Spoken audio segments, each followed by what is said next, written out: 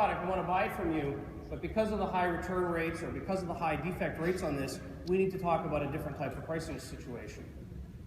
And then finally, you're going to spend too much time working on making money for Amazon rather than making money for yourself. This is one of the most challenging parts of looking at sellers treating their business as a single business. You're spending a lot of time selling products that don't make you money. Let's find those products and let's get rid of those products so that everything you sell makes sense for you from a profit perspective. You may be selling some products that make you very little money, and there may be good strategic reasons why you've chosen to continue to sell those. For example, you may have a vendor that says you can only have these products if you buy these products. You don't really want to sell these products, but you have to buy them in order to get the stuff you really want. But unless you're making explicit why you're selling every single one of the products in your catalog, chances are you're working hard to make Amazon money rather than making money for yourself. I'm going to turn it over to Nathan now. He's going to talk about some of those characteristics that are important around managing that actual range within that bucket in order to bring profits to your business. Thanks, James.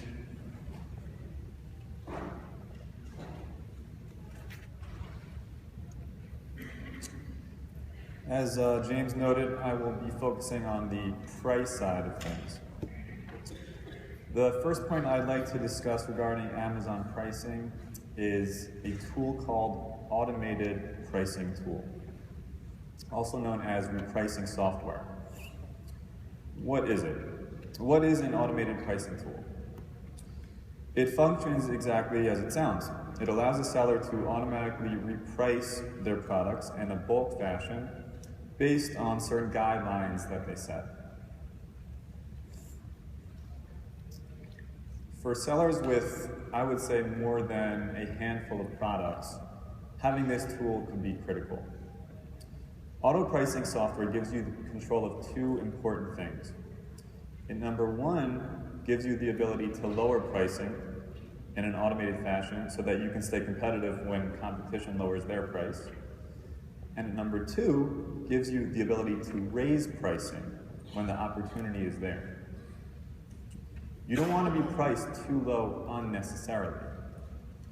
Don't miss those opportunities when competition goes out of stock, goes on vacation, etc., to capitalize on increased profit. There's only so fast that manual management of your inventory can go, and pricing-wise. The software, depending on how quickly it can reprice, can increase your profitability by allowing you to quickly raise your price while still maintaining the buy box for something close to it. For example, if you have the buy box at a $28 price, but you can have that same exact buy box with a $29 price, then in most scenarios, you're going to want to be priced at $29 instead of the $28 price. Know how to use your auto pricing tools. With most auto pricing software, they allow you to make and set an array of rules and repricing settings. When setting your auto pricing rules, be very deliberate and thought out in your choices. For sellers here who already use some form of repricing software, I would suggest reevaluating your rules and settings every so often to ensure that they are optimal for the ever-evolving Amazon marketplace. What may have been working well last year may not be optimal for this year and may need some slight tweaking. Again, this is a very important point. The goal is you want to be priced low enough that you get the buy box, but not lower than you need to be to get the buy box. It's also important to note that you don't want to price your floor at an unhealthily low price just for the sole purpose of keeping up with competition. And on the flip side, you don't want to set your ceiling price at such a high price that shoppers are absolutely uninterested. For instance, if you're in the clothing industry, you may be the only one in stock of a particular pair of socks, and you may have full control of the buy box. However, if you're priced at $300 for a pair of socks, no one's going to buy a $300 pair of socks. Make sure you're priced high but at a reasonable enough price that shoppers will still be interested. There are many great automatic pricing tools out there. We personally use Channel Advisor and are very happy. I would recommend reviewing some of the software that's out there and choose something that best suits your Amazon business's needs.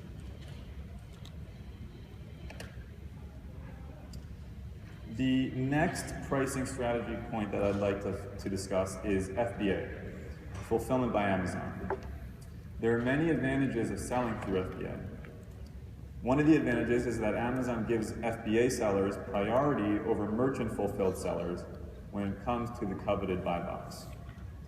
As a merchant-fulfilled seller, you normally need to be priced a certain percentage point lower than the next lowest price to be able to earn that buy box, along with having good enough feedback for that type of placement. However, with FBA, you can own the buy box with an equal to or even higher price than the next merchant-fulfilled seller. What this does is it allows you to not only convert more sales, it also allows you to oftentimes make more money on the sale.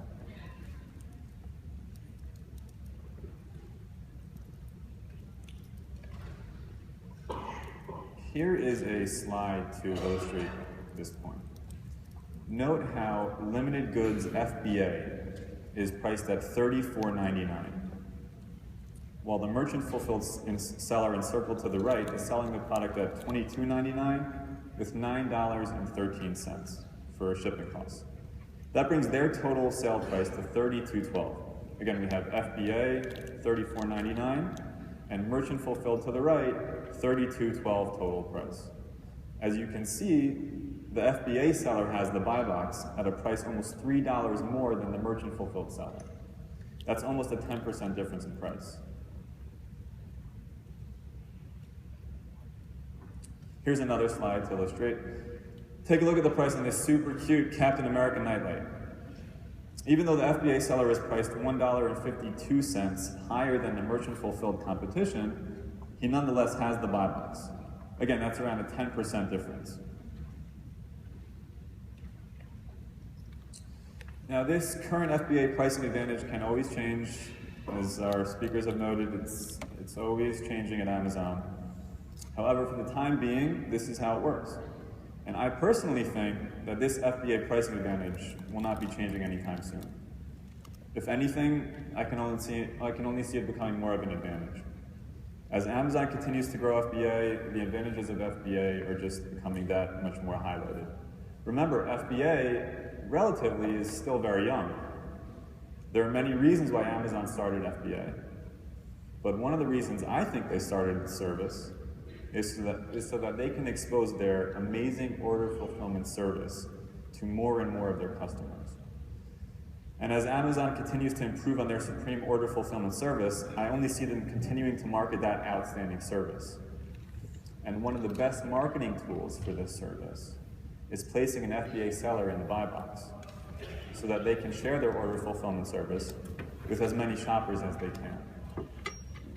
Even if it means advertising at a higher price sometimes than what they could be advertising in a lower price with a merchant-fulfilled seller, they may do that oftentimes. Another noteworthy perk of selling through FBA is that you have the opportunity to reach the 40 million plus worldwide Amazon Prime customers, many of whom are only interested in using their Prime 2-day shipping option. With all that being said, if you have the funds available to invest in stocking your products at FBA warehouses, it can really be an opportunity to not only increase sales, but increase profit as well.